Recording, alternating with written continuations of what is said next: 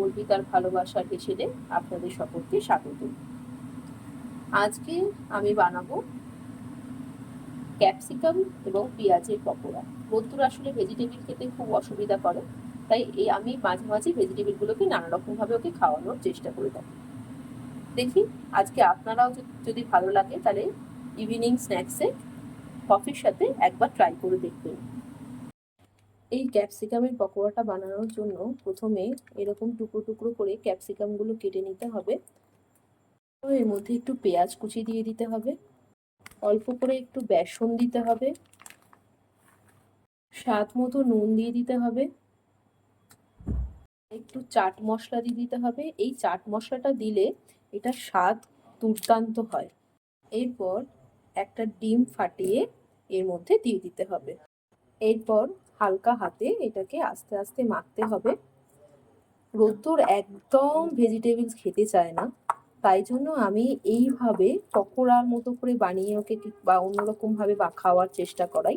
আপনাদের ঘরে যে সমস্ত খুদেরা আছে তারাও যদি এইরকম দুষ্টু বুদ্ধি সম্পন্ন হয়, তাহলে আপনারা মমসরা এইভাবে নানা রকমের টেকনিক ইউজ করে কিন্তু বাচ্চাদের ভেজিটেবলস খাওয়াতে পারেন। যদি বড়রাই পকোড়াটা খায় তাহলে এই সময় একটুখানি গোলমরিচের গুঁড়ো বা কাঁচা লঙ্কা কুচি দিতে পারেন। যেহেতু রোদ্দুর খাবে, ও এক ফোঁটা ঝাল খেতে পারে না, তাই আমি এর মধ্যে কোনো রকম ঝালের কিছু ইউজ করলাম না। এরপর একটা কড়াই বসিয়ে তাতে রিফাইন অয়েল গরম হওয়ার জন্য দিতে হবে।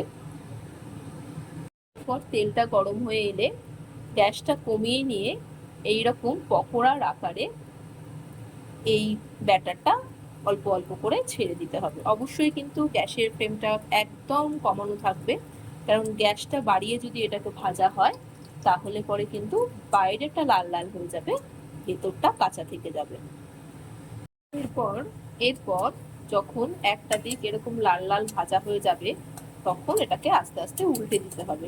দেখো কি সুন্দর উল্টেও যাচ্ছে, কোনো অসুবিধাই হচ্ছে না, আর কি সুন্দরভাবে একটা দিক লাল লাল হয়ে গেছে। ঠিক সেম ভাবে আর একটা দিকও করে নিতে হবে।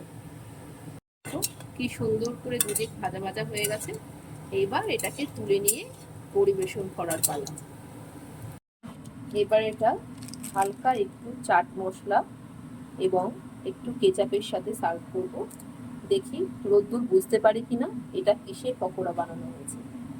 দেখি আমার রোদ্দুরের এই পকোড়াটা কেমন লাগে।